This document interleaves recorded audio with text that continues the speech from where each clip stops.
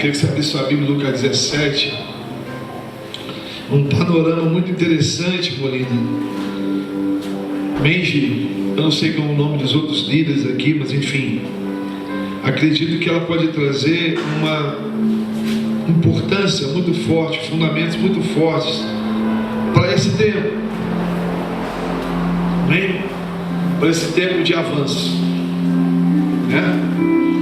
O desafio é grande, certo? Eu quero dizer também, de uma forma natural, que eu gostei muito do local que vocês estão agora, não pela estrutura aqui, mas pelo ponto.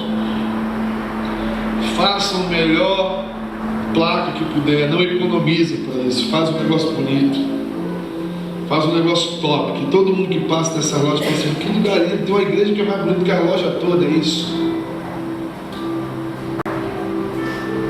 Deus deu esse lugar, vocês podem fazer isso. Amém. Amém? Eu vou fazer. Faça bonito, faz um negócio top, preferência preto. Preto é bom. Madeira. Preto é bom, madeira é bom. Iluminação de acabamento. Por quê? Para que a pessoa que passe aqui veja. Lembra do que o Senhor falou a Abacuque? Escreve a visão, de maneira que todos que passem vejam, acreditem, sigam. Porque às vezes a gente não está entendendo, é desse caminho que vai vir, às vezes, as pontes para cooperar lá na frente com o Roberto. Amém, queridão? Amém. Então, assim, pense sempre nas pontes ministeriais, nas obras que vocês têm que fazer a partir da dinâmica da plataforma. Essa é a história do dia. Façam isso. De noite, que as lâmpadas acendam. Quem passar aqui de noite nessa rua escura, veja essa igreja acesa. De tal maneira que você se torne a igreja mais conhecida de Petrópolis. Amém. Amém? Em Lucas 17 eu quero uns pontos assim que são bem legais para a gente. A primeira coisa que eu queria pontuar aqui com vocês é que quando vocês forem estudar a Bíblia, amém? Eu creio que todos aqui amam a palavra. Amém. Quando no movimento reformado e nos encontros conciliares de todos os concílios, eles precisavam organizar as escrituras. Então eles pegaram cartas e alguns livros, tantos poéticos como a própria Torá, enfim, eles precisavam dar capítulos, ok?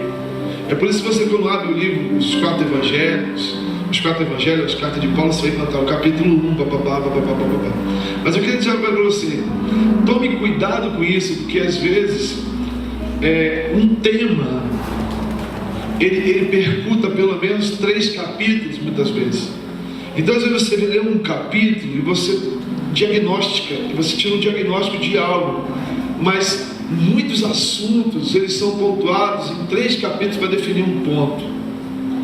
A igreja que sofreu, por exemplo, Romanos 7, gerou um aprisionamento de muitas pessoas no pecado e na distorção da graça. Romanos 7 é aquele capítulo que Paulo diz assim: o bem que quero, o bem que quero eu não faço, mas o mal que eu quero eu acabo fazendo, maldito homem que sou, né?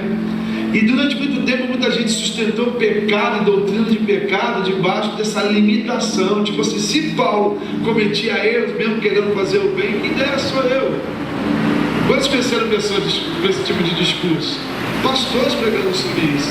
Só que quando você começa a entender aquele discurso, Paulo começa na verdade a falar no capítulo 6, vai terminar no capítulo 8 falando o seguinte: a lei nada pôde me transformar, mas quando eu conheci a aliança do Espírito, pela graça de Deus, o Espírito que habitou em mim me deu mais força que a lei para vencer o pecado. Aleluia. Ou seja, ele começa com um discurso dizendo: olha cara, por causa da lei eu não consegui vencer esse pecado, e até o bem que eu queria fazer eu não conseguia.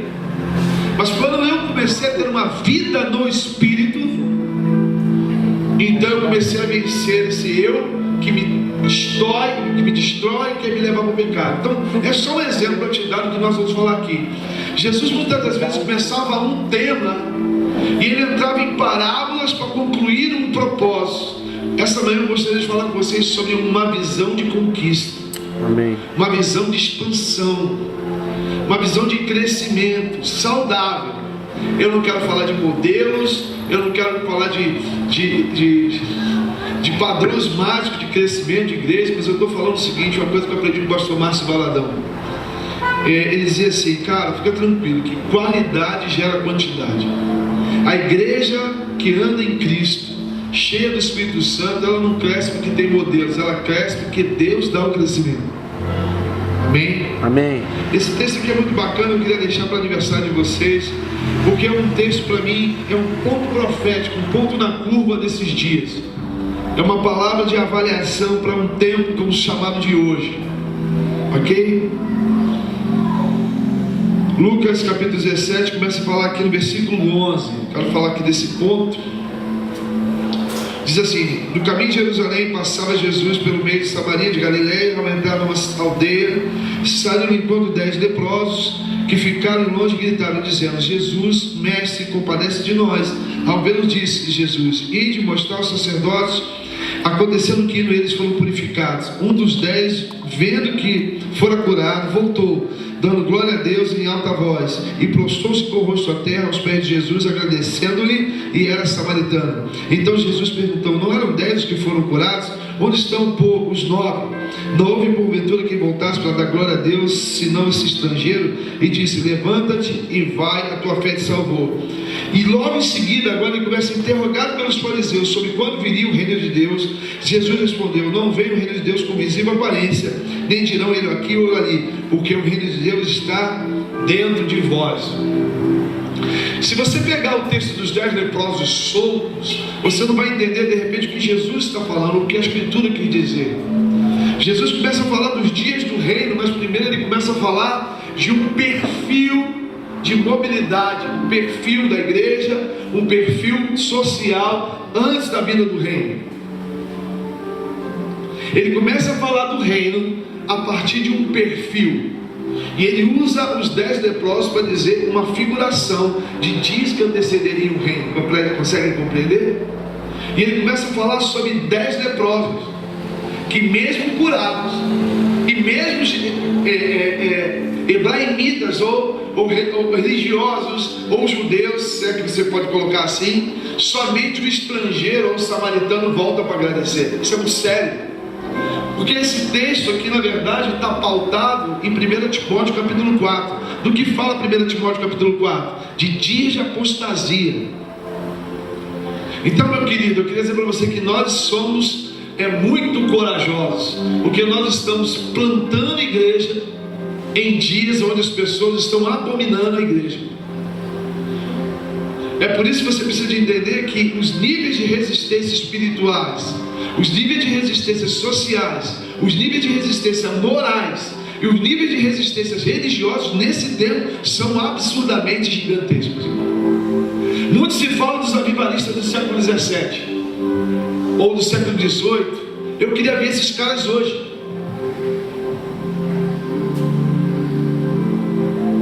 Porque nós não estamos num período pós-guerra, nós não estamos num período pós-idade média, nós não estamos num período pós-Europa miserável, pobre. Nós não estamos nesse período. Nós não estamos pós-revolução industrial, onde o cara trabalhava tantas horas por dia, tinha gente passando fome em casa. Nós estamos num período onde a Europa está rica, e aonde Deus tem sido defraudado, e a mentalidade humana hoje quer fazer com que Deus esteja morto. Hoje nosso desafio é muito sinistro,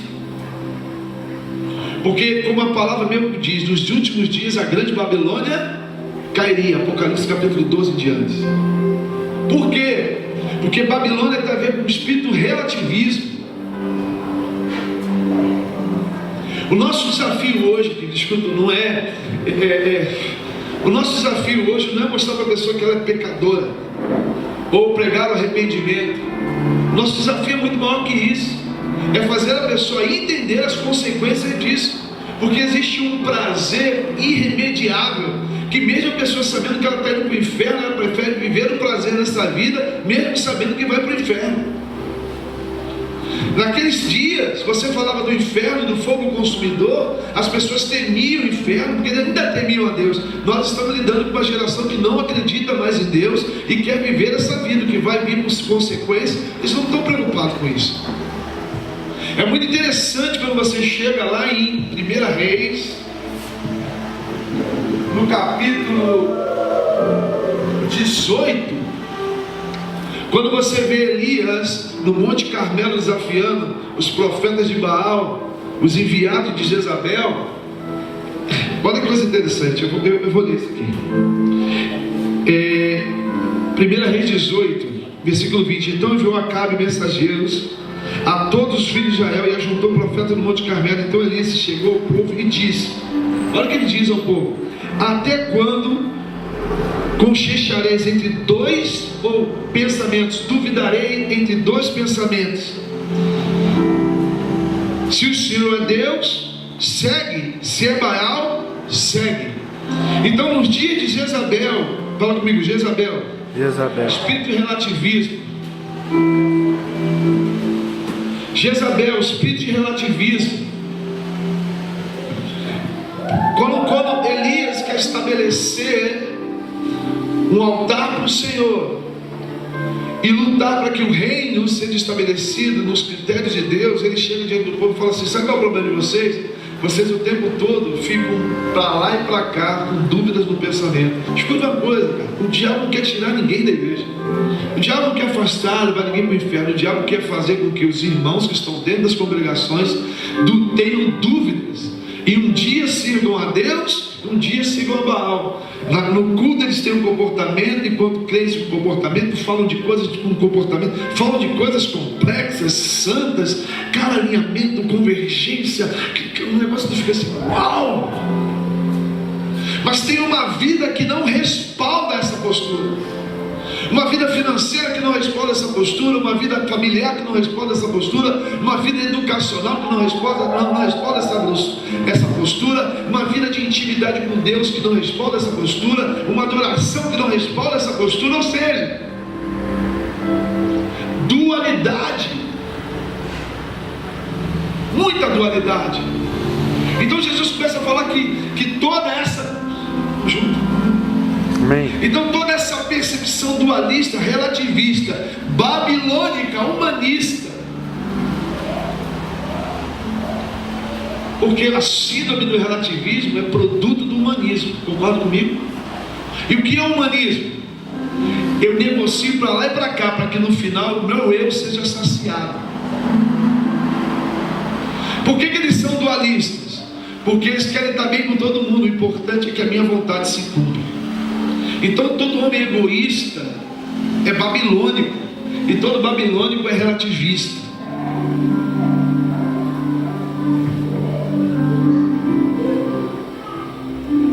E aí Jesus começa a falar de um sintoma do relativismo e do humanismo. Fala comigo: lepra.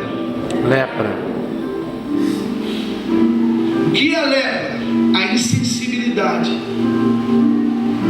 Quando começa a deixar no meu coração o meu eu dominar, e aí eu começo a negociar com os valores de Deus e não me posiciono, o próximo passo é me tornar uma pessoa insensível. Se o fogo vem, eu não sinto. Se está frio, eu não sinto. Eu perco todas as percepções espirituais. Então às vezes eu valorizo o que eu não tenho que valorizar e desprezo o que eu tenho que agarrar. Eu reconheço Deus em quem não tem Deus e despreza aqueles que eram a voz de Deus. Sobretudo, por isso que Paulo diz que esse sintoma de lepra também vai comer. O que vai acontecer com essa gente relativista e humanista babilônica? Profética, talvez. Eles teriam comichão nos ouvidos, porque eles não conseguiriam ouvir uma verdade, porque até com a verdade se negocia. É por isso que a pós-modernidade também tem marca de negociação com a verdade. A verdade também é relativa. A verdade que me interessa, essa é a verdade. Ou seja, tudo aquilo que sirva para enaltecer o altar do meu eu é o que é verdadeiro. Mas tudo aquilo que confronta o altar do meu eu serve como comichão dos olhos. Então Elias, que é um homem que que destruiu altares, ele dá a receita. A primeira coisa, você precisa definir. Por isso que uma igreja precisa ser sólida no que ela crê, na sua missão, na sua visão e nos seus valores. Porque ninguém tem a obrigação de estar aqui. Mas se está aqui, não relative, coopere, participe, se doe, se envolva, se entregue. Porque quando você não faz isso, você está relativando com a conduta da igreja. A gente está crescendo, não tem pressa de crescer. Pelas nossas perspectivas, em 3 anos de igreja passaram quase 1000 pessoas lá, concorda? A gente não agarrou as 1000, mas nós acreditamos naquelas que não vão nos ajudar a perder. Agarramos aquelas que entenderam, é isso que eu quero, nisso eu não duvido e nisso eu me entrego. É esse que um vale por 30, que um vale por 60, que um vale por 100. Por quê? Porque ele morre pela mesma causa. Porque fazer coisa diferente dá frutos. Fazer tarefas é diferente de dar frutos. E para uma igreja crescer forte, com autoridade espiritual e com muita verdade, ela não precisa de fazedores de tarefa, ela precisa de gente que dá fruto. Amém. E só tem um problema. Tarefa com muito trabalho a gente faz, com muita qualidade a gente faz, com muita dedicação a gente faz. Agora dar fruto precisa morrer. Então, Paulino, você não precisa de gente que faz muita coisa contigo. Você precisa de gente morta que morreu junto contigo por um propósito maior. Aleluia. Esse tipo de gente não discute, acredita. Eu tinha 42 pessoas, tinha que fazer avançar para esse lugar novo. A gente estava lá com uma reuniãozinha de obreiros, 42 pessoas. E era muita grana, velho, que precisava. Quando eu mostrei a visão para eles, do lugar que enchia, esse cara, o fogo do Espírito veio neles. A gente parada assim, veio um cara, primeira chave de carro, meu carro. Aí quando eu, meu Deus, um carro, minha mulher começou a chorar. Aí o outro já correu, meu carro também. Aí o outro já correu, o meu carro também. Aí uma menina aqui de Petrópolis que caminha conosco, jogou a chave da moto, a minha moto. O cara começou a voar, a bola de papel, quando a gente abria, R$1.000 de oferta, R$1.000 não sei o que. A gente saiu com mais de R$17.000 de oferta em dinheiro. A gente saiu com 3 carros, moto. Por quê? Porque aqueles homens já morreram para si e que eles nasceram com uma visão.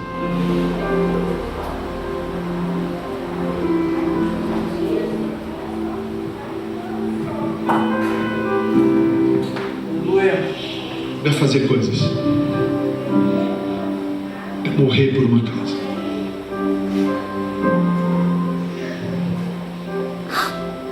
Espírito Santo, eu sei que o Senhor está aqui, sabe?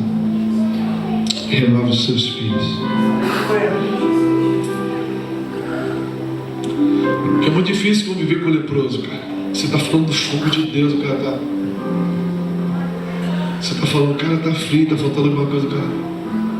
É mesmo, para mim está tudo ao mesmo tempo. Para mim está sempre a mesma coisa. Você está com lepra, cara. Você está com lepra, mano. Você rativou tudo. Eu sinto o Espírito Santo aqui, cara, de um jeito muito interessante. E ele começa a falar do reino. E você conhece o reino, ele começa, poxa, olha, e aquela interrogação do reino, ele começa a cuidar. E lá no versículo 37 ele solta uma, que a teologia tem dúvida até hoje. Então lhe perguntaram, onde será isso, Senhor? Respondeu ele, onde estiver o corpo, aí se ajuntarão também as águias. Na tua Bíblia estão os abutres. E eu fiquei anos falando assim, Deus, o que isso queria dizer? Vai estar todo mundo morto? Que sinal louco do reino é esse? Corpo morto, fedendo, gente comendo. Que isso? Mergulhei no original. E o mesmo texto fala, aonde estiver o corpo, ali estarão os aeros ou aeros. Strong 105. Cara, quando eu fui ver isso, não é abutre, não é urubu, é águia. E águia não come de comida podre. A águia não chega perto de nada podre. Soltou uma. Olha, no meio desse caos do reino, gente dizendo que o reino vem, não vem. E aí mulher vai sofrer, será como os dias de Noé, chuvarada destruindo tudo, tsunami destruindo tudo.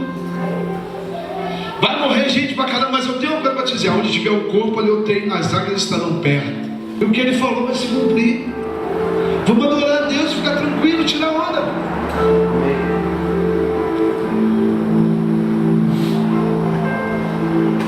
Quanta gente não está no chamado de Deus porque tem medo, irmão? Quanta gente está morrendo porque tem medo? Quanta gente não toma posicionamento porque tem medo? Está esperando o quê?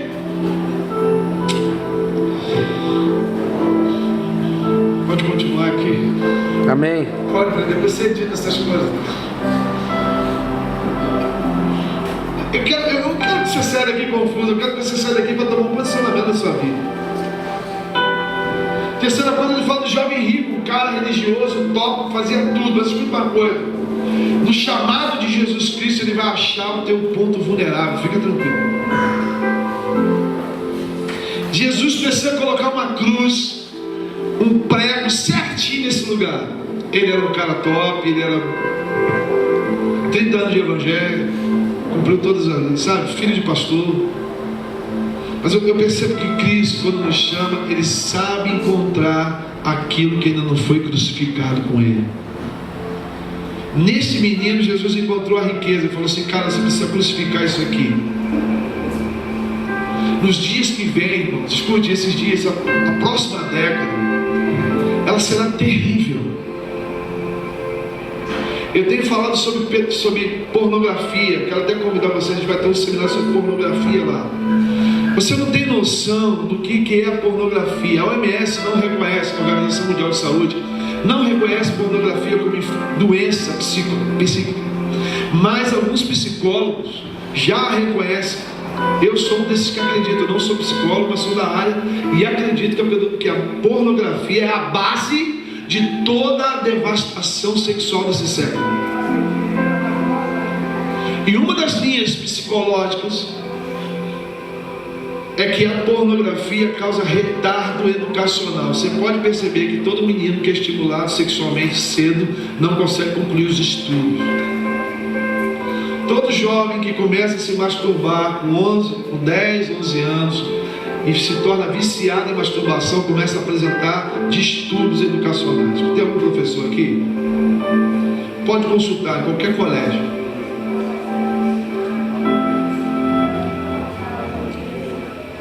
O problema é que isso não para, e tem muita gente tendo problema no casamento por vício de masturbação. E tem muita gente que desenvolveu pedofilia na adolescência e casou, não está com uma esposa, está com um objeto sexual. Ele começa a experimentar na própria esposa as viagens sexuais dele.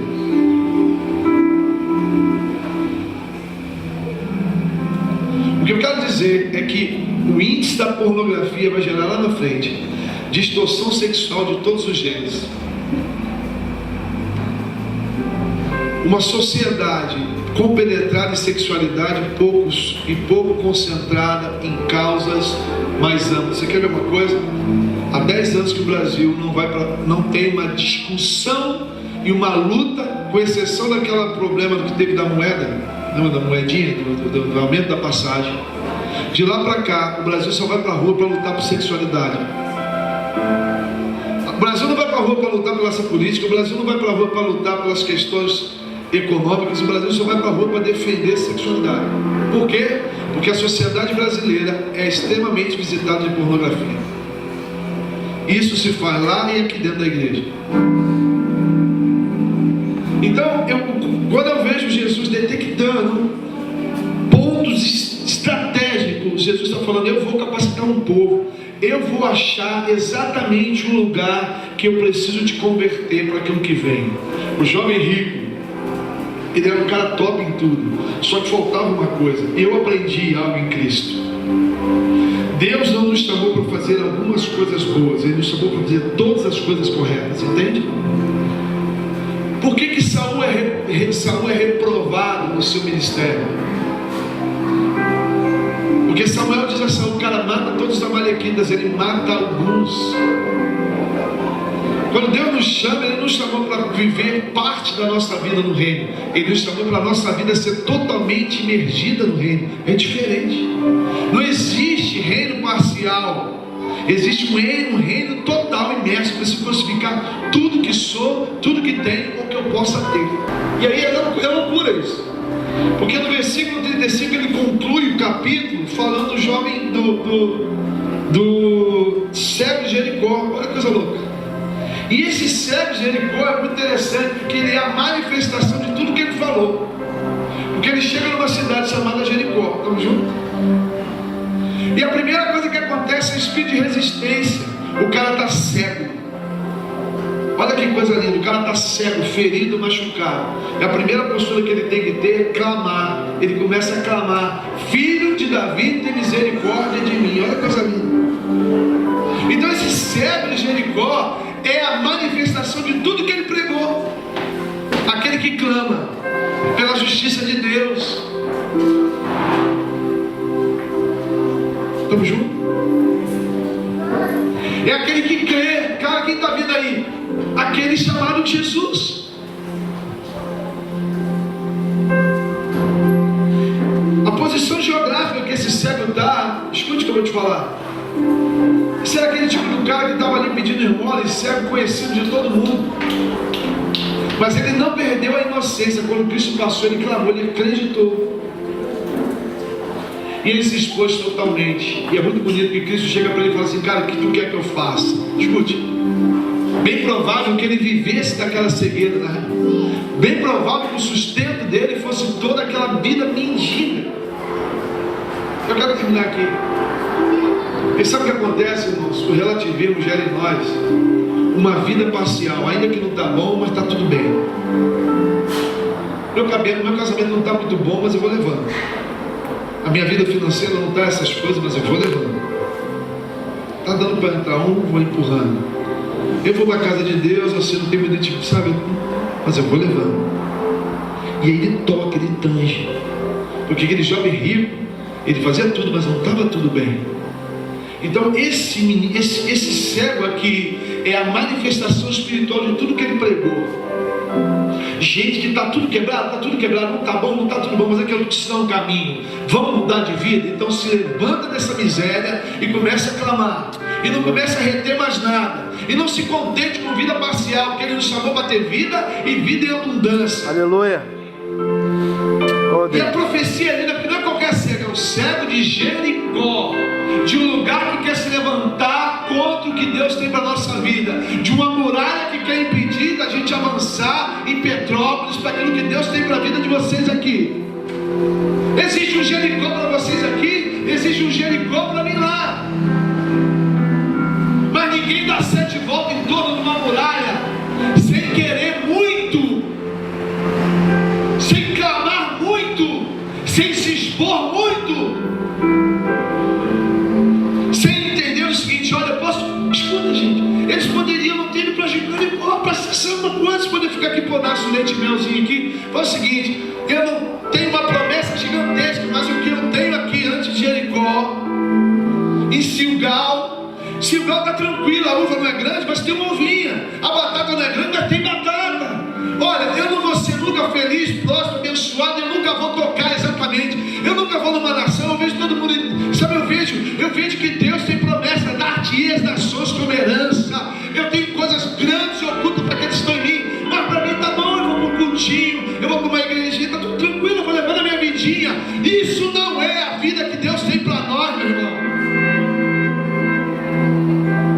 Deus não nos chamou para andar na linha mediana de nada. Ele diz: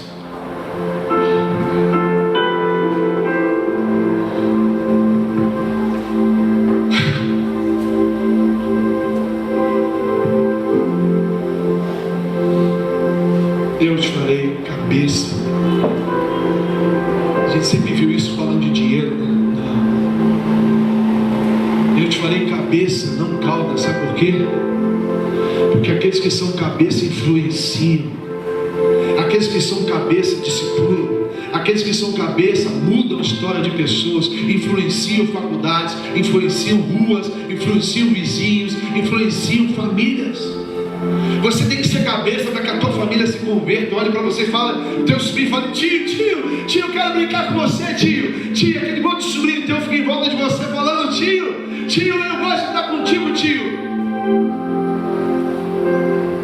E aí você vai para aquele churrasco de família, ninguém entende nada, teu sobrinho tudo corre para você. É a graça de Deus, cara.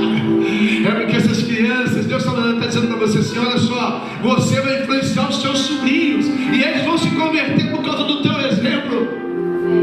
Você vai para a faculdade e ele não entende nada, mas todo mundo quer estar perto de você, cara. Porque tem uma coisa em você, é a mente de Jesus, é a visão do Espírito, é uma palavra de conhecimento, de revelação, de direcionamento. Você vai ser consultado por pessoas subcapadas. Você vai estar dentro da faculdade e ele vai me sentar com você e vai falar assim, cara, me ajuda, eu estou com um problema no casamento. Já que você é esse negócio de crente, fala para mim como é que eu resolvo esse problema, porque isso é cabeça. Nunca teve a ver de estar acima dos outros. Essa palavra foi distorcida pela teologia da prosperidade, mas ela é real. Ela é real, porque esse é o povo de Deus, aqueles que representam o Senhor, que dignificam o seu nome e fazem um projeto como esse, um projeto que se torna exemplo para outras cidades, porque nós somos a cabeça de Cristo, cara. Nós somos modelados pelo Espírito Santo. Aleluia. Não é ter dinheiro, ocupar um lugar, não. Você pode ser um faxineiro naquela empresa, mas o gerente fala assim, ô senhor José, sabe aqui, o que foi? Olha pela empresa aqui, porque nós vemos Cristo na sua vida, cara. É disso que a Bíblia estava dizendo.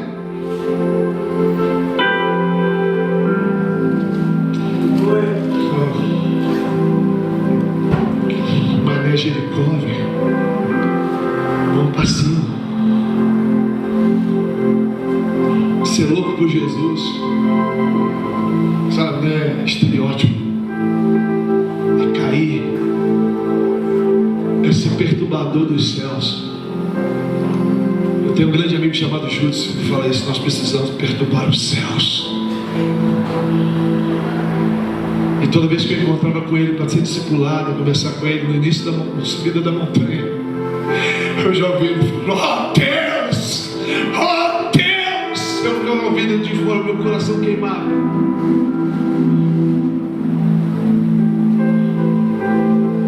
Você precisa ter referências, velho. Jovens que digam para você, cara, sejam meus imitadores, assim como eu sou dele. Que essa palavra seja para te chamar para o lugar que eu estou indo com a minha igreja também, chamando o povo para clamar, conversar com vocês aqui, dia e noite, dia e noite, voltar a ser inocente e crucificar tudo que o eu queira roubar de Deus.